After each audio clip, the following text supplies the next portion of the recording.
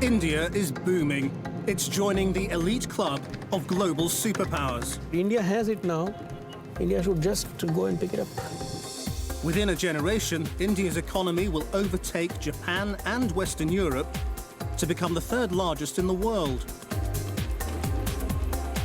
But underneath this glittering modern surface lie some painful realities. India is a country where tens of millions are born into poverty. India is blooming only for the rich, not for the poor. It's a country where thousands of farmers are committing suicide every year.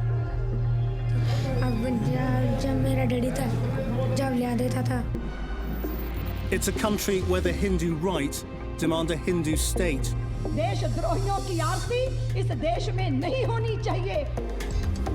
And it's a country where the hierarchy of the caste system still leaves those at the bottom to clear up human excrement. Tonight on Dispatches, is this the price India is prepared to pay to be the world's next superpower? Or will the new India be able to bridge the gap between its winners and losers?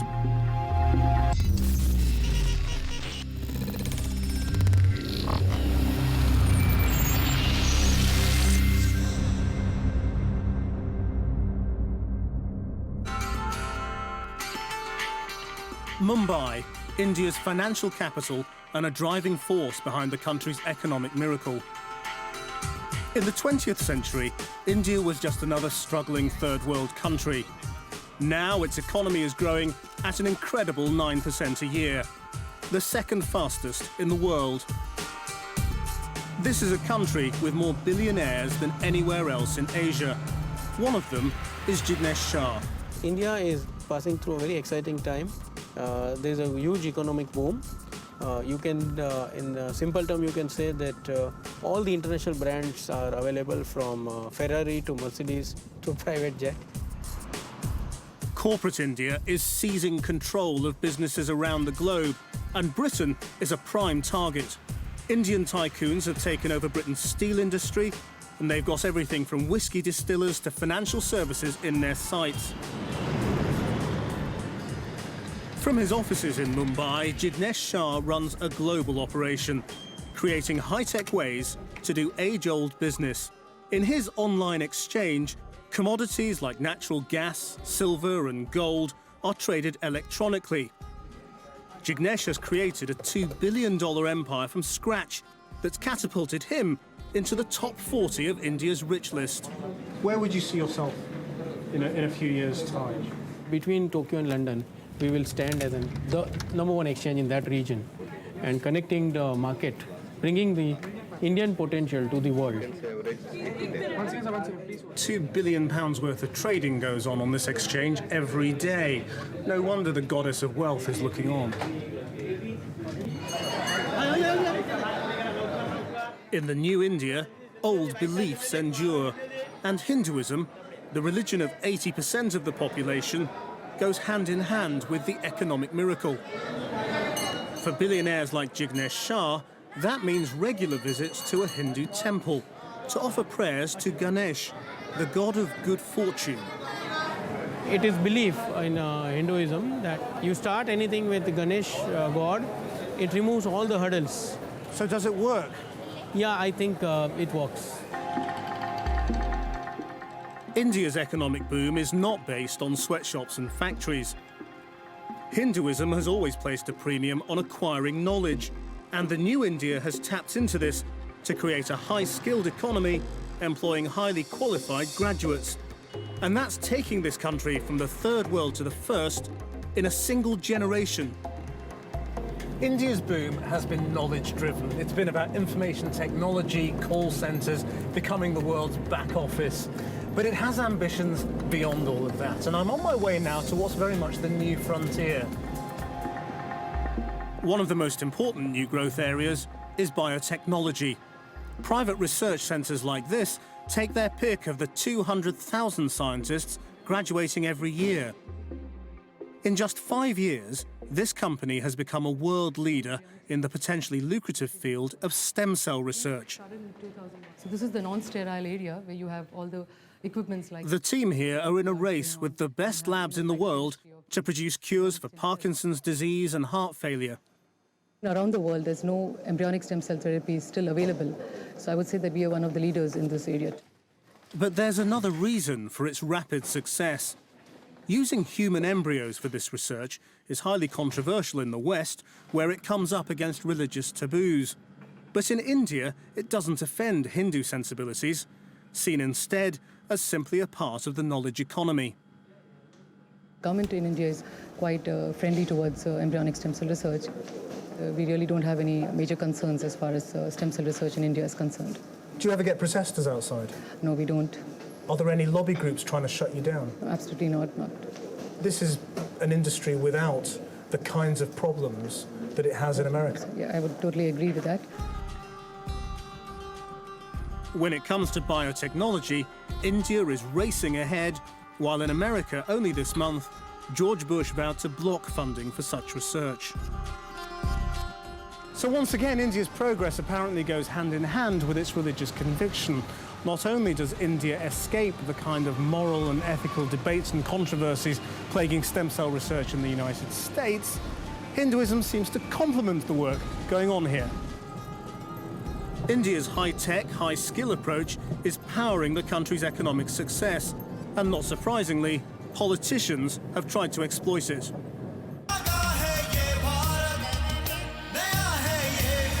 At the last election, the then government went to the polls with the slogan, "India's shining." Candidates and spin doctors used this film to present a glowing image of the new India.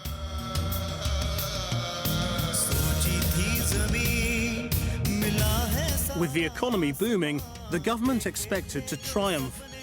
But the campaign backfired, and they were kicked out of office. Millions of Indians knew that India was shining, but not on them. This is Dharavi, a slum in the centre of Mumbai that's home to more than 700,000 people.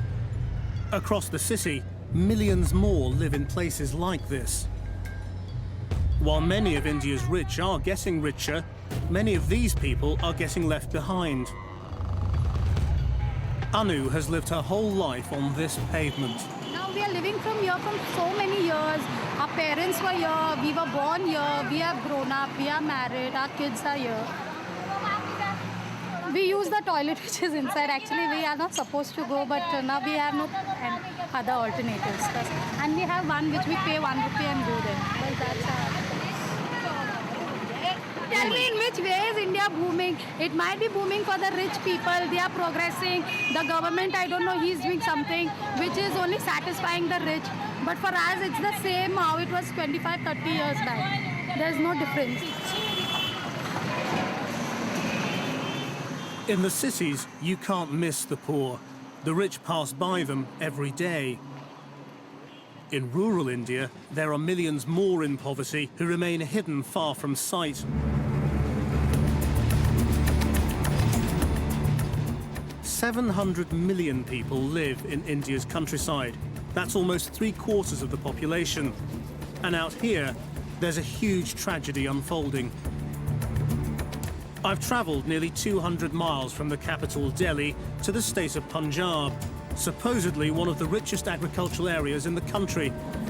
It's so lush out there, you can see why they call Punjab India's breadbasket, and it is one of their great post-independence achievements that the Green Revolution, as they called it in the 1960s, ended famine in India.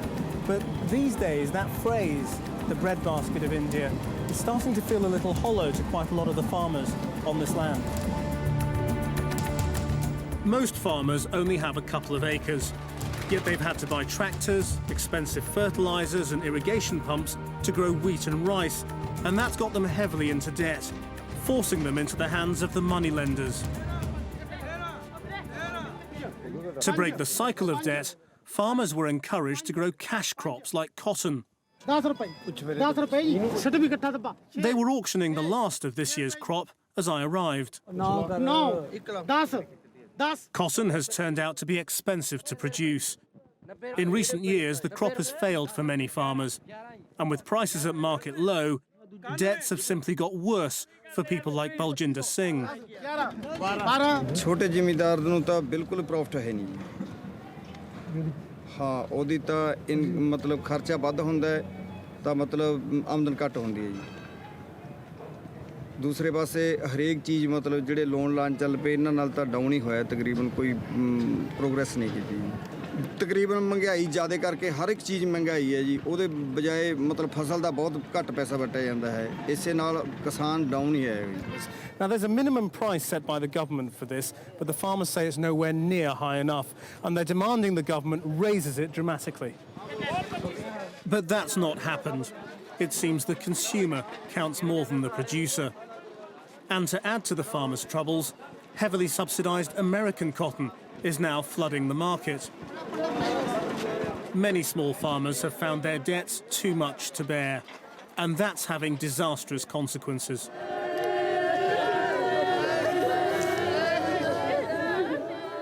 In several parts of the country, there's been a wave of suicides, where farmer after farmer has been unable to see a way out.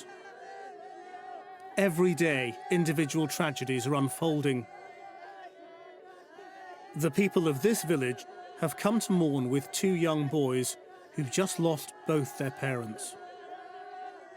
2 weeks ago, Bahadur Singh set himself on fire after pouring kerosene over his body. His wife, Harjinder, tried to save him, but was set on fire herself in the process. She died in hospital some days later, and this is the 10th day memorial service for her. This is your brother? Bahadur Singh had only 2 acres. In his efforts to grow cotton, he'd got heavily into debt with local moneylenders. How old was he? He was forced to sell his land, losing what little he had. Bahadur Singh ने वो एक दिन जिस दिन खुदकुशी की है उनका बड़ा लड़का वो पट्ठे लेने गए थे ठेके से पशुओं के वास्ते उसके बड़े बेटे ने कहा पापा जो उसने बाण बेचा है वे पापा यही पेड़ पट लिए तूत था भी टोकरे बना लेंगे वो कहना पुत भी ये अपना पेड़ तूत अपना नहीं रहा है उसके जवाब देना औखा हो गया वो घर आकर वो यही सोचता रहा हमने बच्चों के लिए कुछ भी नहीं छोड़ागा भी हम बच्चे उसे क्या खिलाएंगे बस उसने अनुसार मिट्टी का तेल पाया आग लगा ली अब जब मेरा डैडी था जब लिया देता था तब हम क्या Who do you blame for your brother's death? इसके दोषी सरकारें हैं जी जो भी सरकार आती है वो जिम्मेदार पर ध्यान नहीं देती छोटे से It's not just in Punjab where debt-ridden farmers are killing themselves. Over a 10-year period, more than 100,000 Indian farmers have committed suicide. It's a disaster of epic proportions, and one that India has been slow to wake up to.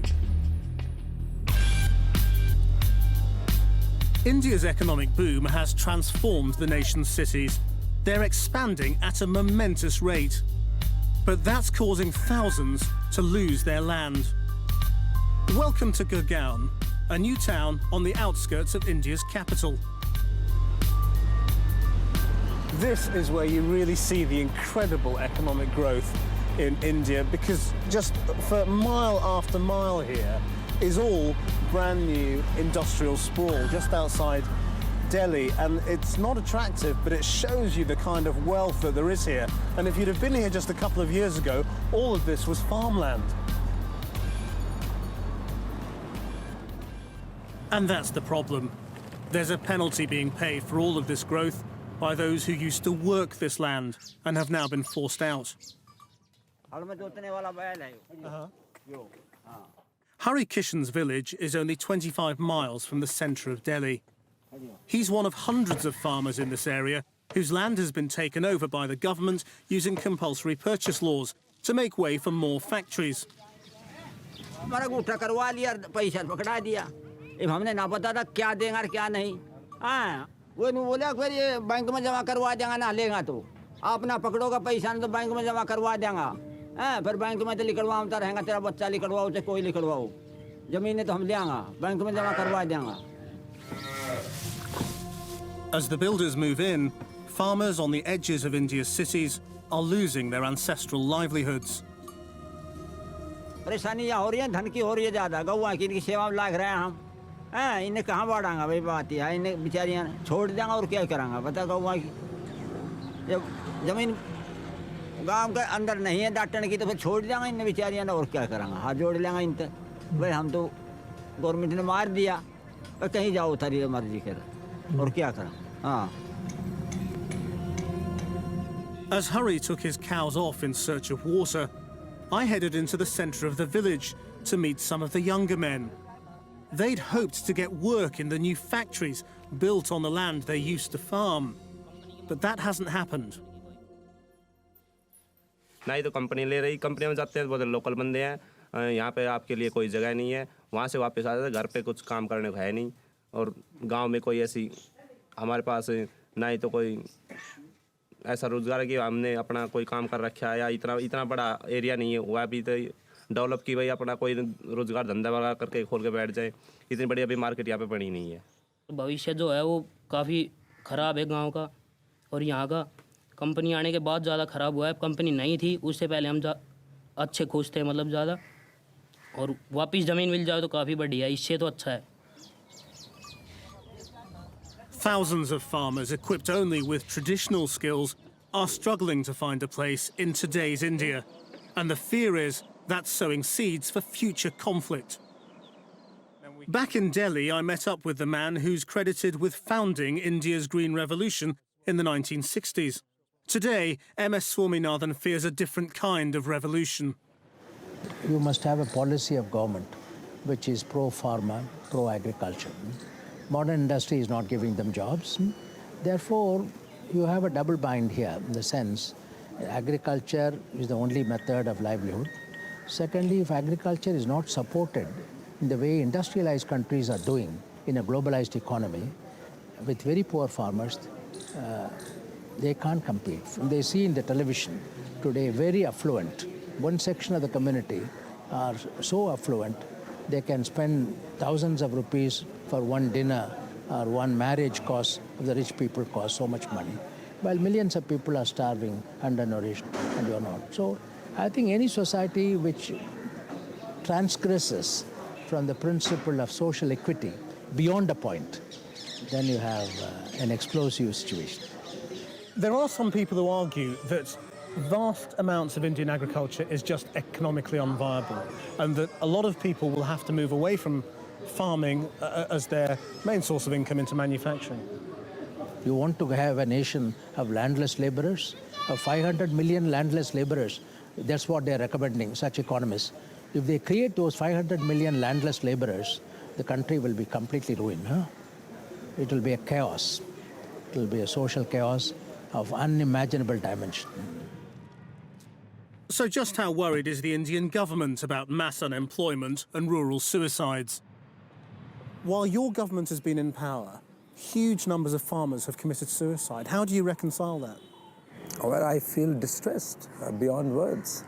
The problem is there, but there are a host of circumstances why some of these suicides have happened, and I certainly would attribute levels of poverty as one of the conditions, and agricultural, for many people, being only subsistence agriculture and not really very much income-generating agriculture.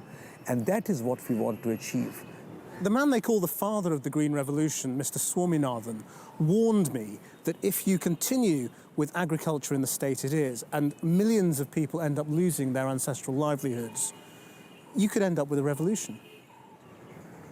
And I can tell you that we shall not let that happen. Indian democracy, the Indian nation state, our constitution, and our political system will work together to ensure that we do not have lopsided economic growth and development at the cost of the people's basic ways of life. Small-scale farmers are not the only people who are struggling to find a place in the new India. Many Muslims say that their faces don't fit either. As I was on my way to uncover that story, something unexpected happened, which brought the issue clearly into focus. We junked our plans and headed out of town because a few hours ago we heard that the main train from Delhi to Lahore in Pakistan was hit by a terrorist attack. There's talk of Muslim militants and dozens of deaths reported, so we're heading out to see what's actually happened.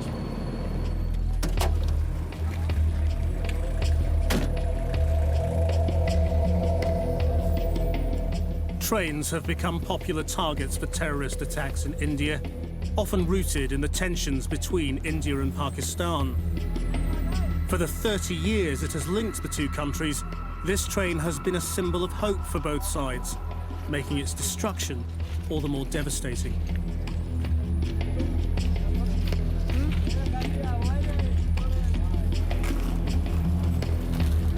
The fire is believed to have been started with suitcase bombs.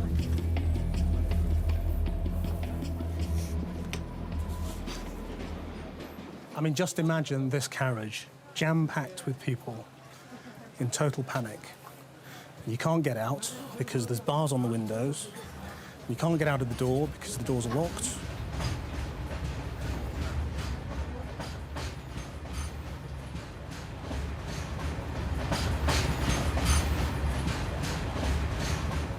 I mean, the thing you have to remember is that it is so hard to get permission to go from Pakistan to India or vice versa, that the people on this train would have been making literally a once-in-a-lifetime journey. They wouldn't have been able to do this under normal circumstances, and this is where their journeys ended.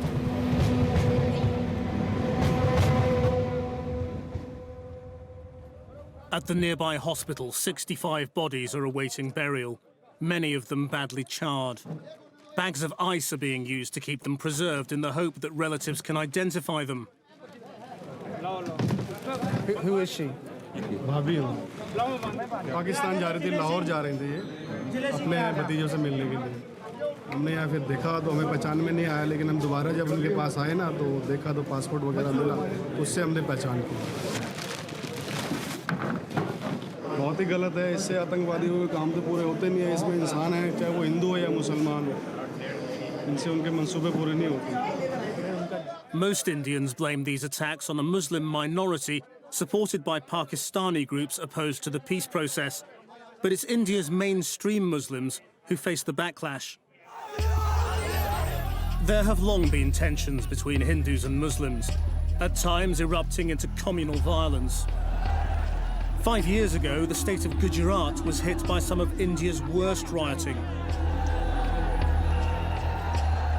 It's reported that up to 2,000 people were killed, mostly Muslims, as Hindu mobs went on the rampage. It followed an attack on a train in which 59 Hindu pilgrims had been killed. Human rights organizations claimed the mobs had been stirred up by the politics of Hindu nationalism.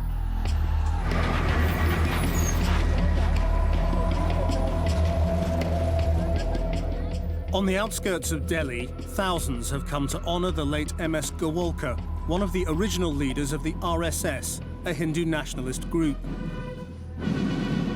The RSS believes the country should be a Hindu state, claiming that all Indians are Hindu in origin, regardless of their current religion. The uniforms may look Boy Scout, but Gowalkar was an admirer of Hitler in 1930s Germany and said India could learn from his ideas of racial and cultural purity. After the Gujarat riots, today's leaders stated that the safety of Muslims lies in the goodwill of the majority. But they deny being anti-Muslim. Today's speeches praise Hinduism and use coded language without identifying the enemy. तुम्हें निश्चय करना है कि अगर देशद्रोही सूली पर नहीं चढ़ाया गया तो निश्चित देश सूली पर चढ़ेगा इसीलिए कातिलों की मुक्ति के विधान इस देश में नहीं होने चाहिए देशद्रोहियों की आरती इस देश में नहीं होनी चाहिए वंदनियों का वंदन होना चाहिए और दंडनियों को दंड मिलना चाहिए. The idea of a Hindu nation has entered the mainstream of Indian politics. The RSS has close links with the former party of government, the BJP. Up on that stage is the man who was Prime Minister up until a couple of years ago, his former Home Minister, and an ex-vice president. This is not a fringe meeting. The former Prime Minister, A.B. Vajpayee, recited an inspirational poem. क्षणिक जीत में दीर्घ हार में जीवन के शत-शत आकर्षक अरमानों को दलना होगा कदम मिलाकर चलना होगा. As I left the rally, some of the younger supporters were certainly fired up.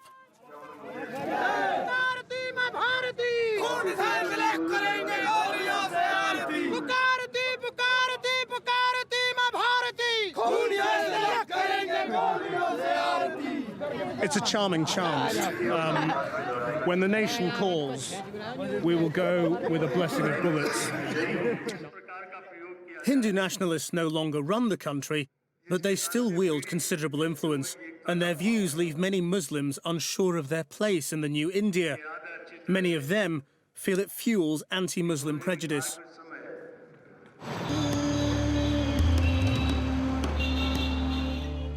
Mumbai has a large Muslim population, more than 1 in 6. Many live in poorer areas of the city and struggle to join the new booming India. Wasim Thankar is a commerce graduate. Despite his degree, he works in his father's corner shop, unable to get the job he studied for. My dream job was to be an accountant, but I didn't get that opportunity. So to earn my livelihood, I carry on with my father's job. Why do you think you didn't get a job? Due to discrimination. If it won't mean any discrimination, I would have got to get the job. Simple thing. Do you think there's a lot of discrimination? Yeah, there is a lot of discrimination. And it affects all the people here? Yeah. Wasim feels that Hindus discriminate against him because of his obviously Muslim appearance, the way he dresses and his beard. When I go for a job, the person will tell that you will get the job, but you will have to remove your traditional dress, you will have to remove your beard, you will have also have, you will have to come to the place, working place, like the other peoples. Like the other peoples are coming. So why don't you do that? Because these are the fundamental things which we have to follow in Islam. We won't live these things for a job. You would rather be unemployed I will than to lose your beard? Yeah. I will be rather unemployed. I will find my earnings through other source of work. Proving that Wasim has been discriminated against is inevitably impossible, but the point is he and millions like him feel that they are the victims of prejudice.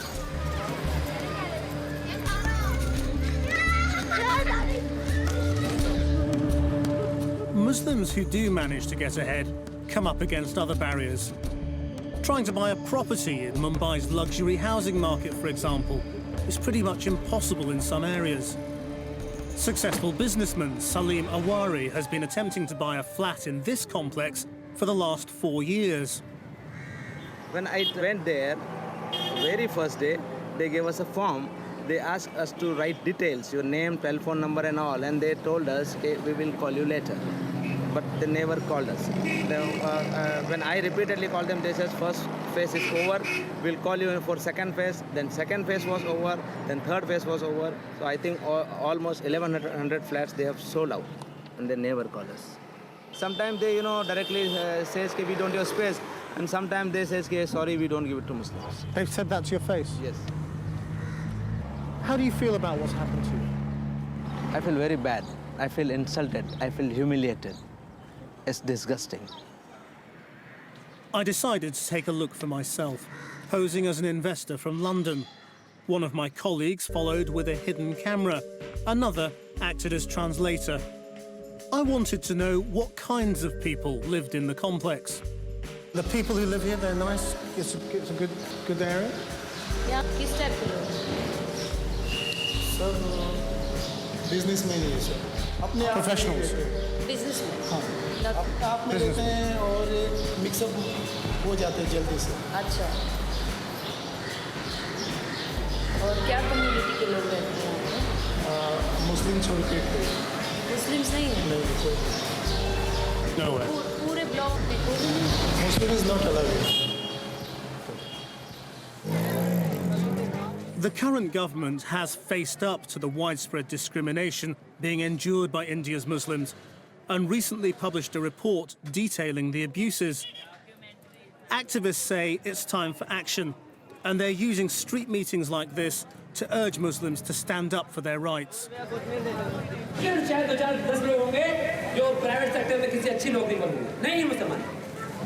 Hindustan के मुसलमान 60% मुसलमान अपने ये कारोबार पान पट्टी दूध चाय जनरल रेस्टोरेंट दुकान खोल के मुसलमान पर गुजारा कर रहे हैं हिंदुस्तान में 25% मुसलमानों के ऐसे बच्चे हैं जो ये तो स्कूल गए नहीं 1 करोड़ से 2 करोड़ के बीच में एक फिगर बनती है इतने बच्चे मुसलमानों के जो स्कूल गए नहीं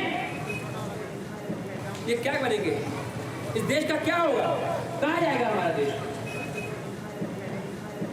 आप अगर देखें ये पूरा सर्वे उठाकर तो मुसलमान हर जगह मार्जिन पे खड़ा पाएंगे मार्जिनलाइज किया गया 50-60 साल तक मुसलमान ढकेलते रहता है कमरा है ढकेलो ढकेलो ढकेलो ढकेल किनारे एकदम लाके दरवाजे पे खड़ा कर दिया कि आपकी मारेंगे ठोकर तो बट से नीचे जाने वाला है India's founding fathers dreamed of a secular nation in which people of all faiths would flourish equally. It's a matter of growing concern that what has flourished is anti-Muslim discrimination.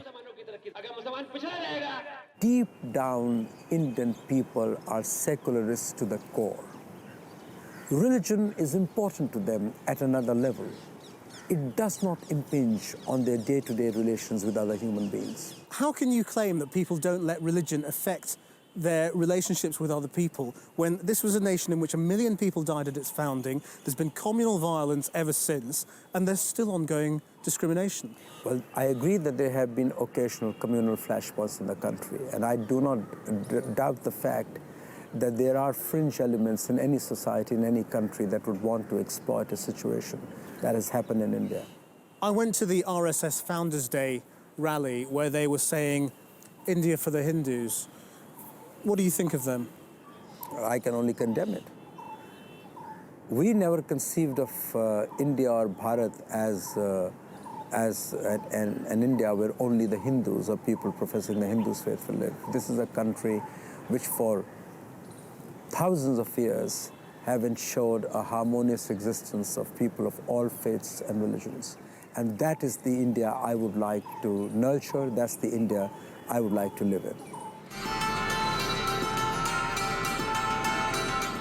In the big cities of India, hundreds of shopping malls have been built in the last 5 years. With the boom has come bigger salaries, and that's fueling a retail explosion. Time was your relatives would ask you to bring them something from Marks and Spencer's when you came here. These days, if you've got the cash, you can get whatever you want right here in India. The new middle class are making the most of the economic boom. If you've got it, flaunt it. Do you spend a lot of money on clothes? A lot. A lot. She's the main shopping champion. You're the big shopper. The economy is growing, there's more money. Yeah, that's why people are spending more. The stuff you get is all original. So for a brand conscious person, I think this is the best place to go.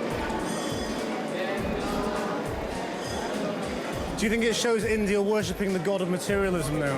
I don't remember God saying that I shall not go to a mall. That wasn't part of the deal. And why should it be? After all, this is a country where the god of good fortune is on sale inside the mall.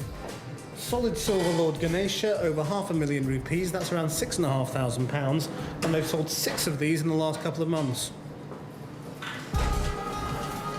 The Hindu gods sit comfortably with the new consumerism, but there is a darker side to the religion. An age-old set of codes limits the ability of millions to share in the new prosperity. It's called the caste system. We're back in the nation's capital, New Delhi now, but there's not much sign of New India here.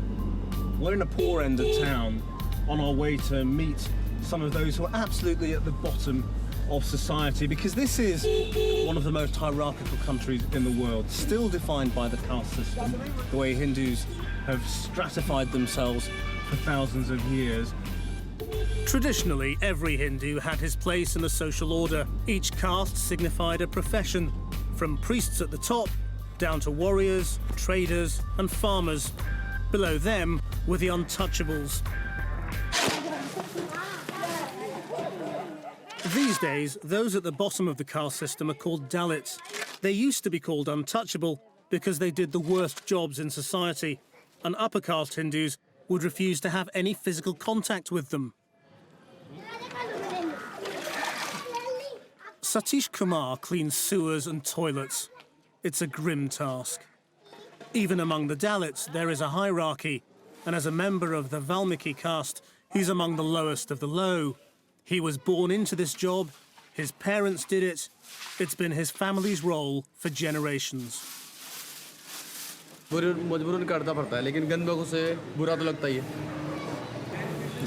इसके बजाय अगर कोई दूसरा काम मिले तो वो कर सकते हैं। गंदगी में हमें भी अच्छा ही लगता करना, भी हमें लैट्रिन धोए या नाले के पानी में से काम करें, मजबूरी समझो।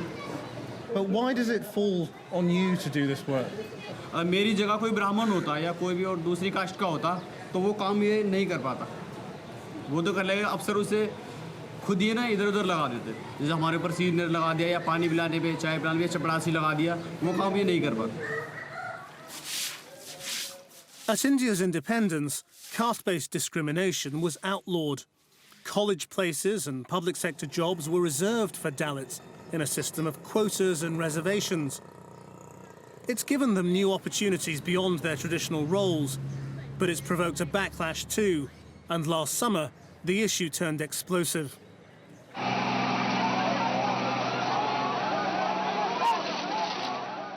Government plans to extend the quotas to other low-caste Hindus, known as the other backward castes, led to mass demonstrations by upper caste students.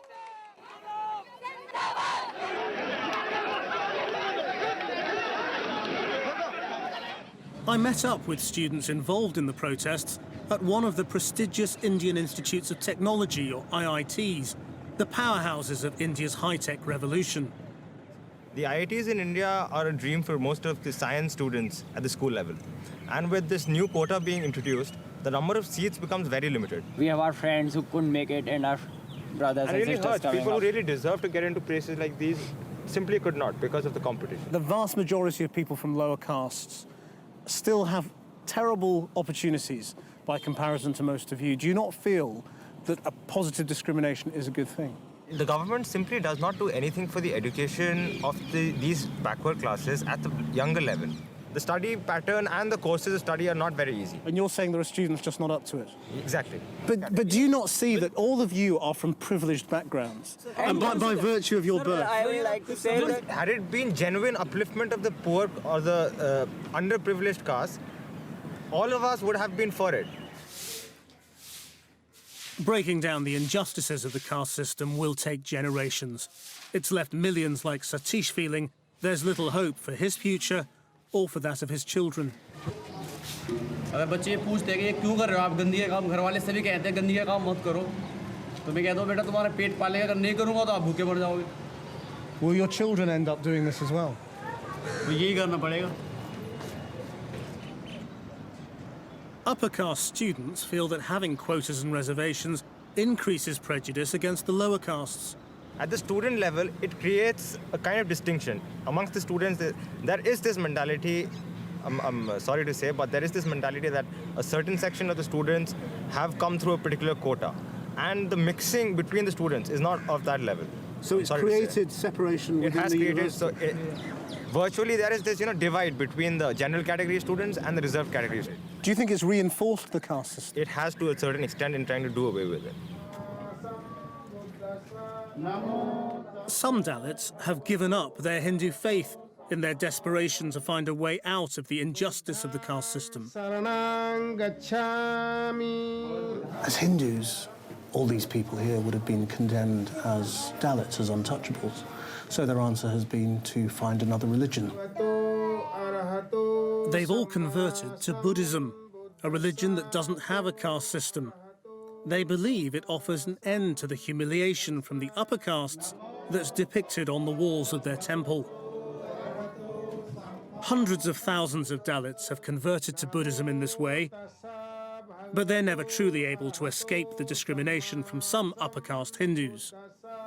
ऐसा हमारे रहन सहन से अभी इस समय शहर में तो लोग ऐसा नहीं सोचते, लेकिन जब गांव में जाते हैं तो गांव में आज भी लोग देख करके घृणा के दृश्य देखते हैं और कहते हैं कि इतना बड़ा आज इस जात का होकर के इतना बड़ा आदमी बन गया ये, आज गाड़ी चल रहा है, इस तरह चल रहा है, कलम लेकर टाई कोट पहन कर चल रहा है। अभी भी है ऐसा। कहीं मान लो ऐसी जगह पर जो जानता होगा तो वो कहेगा कि ये देखो यहाँ आ गया, ऐसे मंदिर में आ गया, ये यहाँ जग हो रही यहाँ चला आया। जो ब्राह्मणवादी हैं वो। It's clear caste is still central to Indian society, however much the government attempts to tackle it. For even though people acknowledge discrimination is wrong, they still hold on to their caste identities. And that surely makes discrimination inevitable. You can see it in Indian newspapers, where there's not just a Lonely Hearts column, there's a whole section devoted to marriage partners. Just flick through the matrimonials in the Sunday newspapers. The front page may say cosmopolitan, and that's the ones where caste isn't an issue. But the vast majority of this section of the newspaper is all divided into individual castes and communities, from Brahmins to Kayas to Kshatriyas to the scheduled castes as well. And it really shows you just how ingrained caste still is in the modern India. Eradicating the effects of the caste system was a founding vision of this country. How much progress has been made? Caste continues to be a problem. A politics driven by caste consideration continues to be a challenge to our democracy. And I'm worried and I'm concerned. The fact is that thousands of years of civilization and history is confronting modern India. And in that interface, I hope that modern and progressive India will prevail, because that is where India's future lies. Large parts of the Indian population are being left out of this economic boom, though. How long before they see this new India? Well, the level of poverty has certainly decreased, which all statistics show. We have successfully led to the progressive enlargement of the Indian middle class, which means that the lowest strata has come up. However, there are a large number of people, at least 25% of our people, who still live in conditions of acute poverty, and that's really the challenge before the Indian nation state. But right now, the gap between the winners and losers in today's India is widening, leading to some extraordinary social divisions. I'm a couple of hours outside Mumbai right now, but it feels a million miles away from the rural India I've seen elsewhere. The roads are remarkably smooth, the cars remarkably fancy, and there are probably as many millionaires up here as there are in Chelsea. And I'm on my way to see what must be the ultimate escape.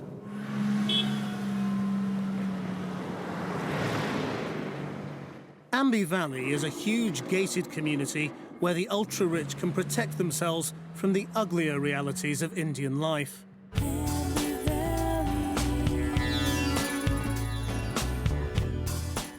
This is a 10,000-acre site of exclusive homes, which, when completed, will form an entire self-contained city, and at a price that will keep all but the super-rich out.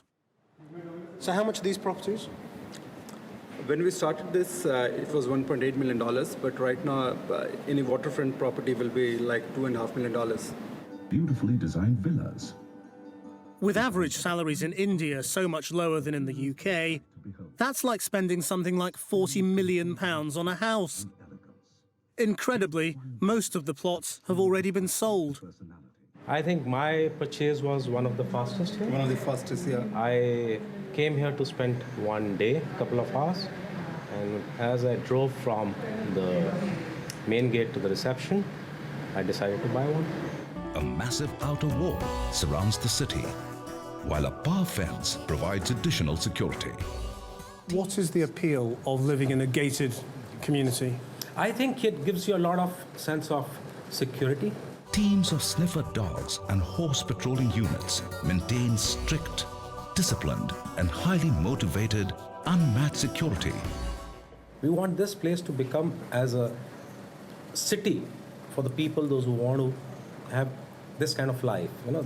But this is so different to anything I've seen in India. Of course. It doesn't even feel like India. No, it doesn't. Is that good? I think it's brilliant. It's a country within a country. So I think we are doing something better than what you have in UK.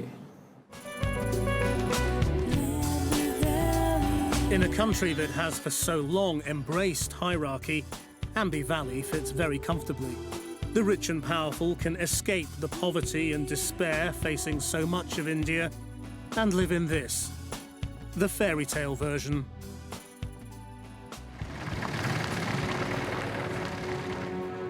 My last encounter with booming India revealed its challenges in stark relief.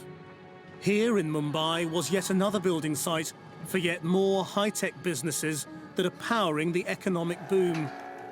Building them are hundreds of migrant workers, unable to make a living in the countryside.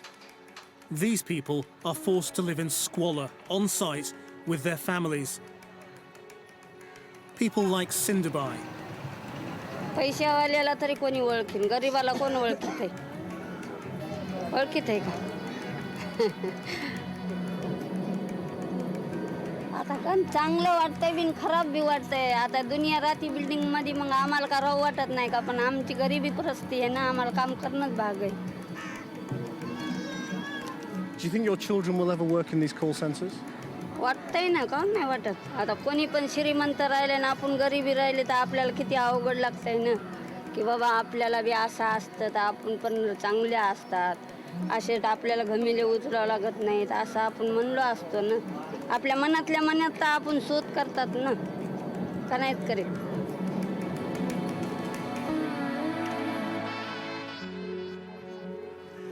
I've spent a lot of this journey looking for the people left behind in this great Indian miracle, and the poverty has been shocking and the discrimination painful to witness at times. But I've had to keep reminding myself that the economic boom is very real. This is becoming one of the world's great powers. Indians will keep praying to their gods and goddesses. There isn't going to be a revolution here because they're used to living with contradictions. They've been doing it for hundreds of years. It's the rest of the world that's going to struggle to get its head around a superpower we'll probably never really understand.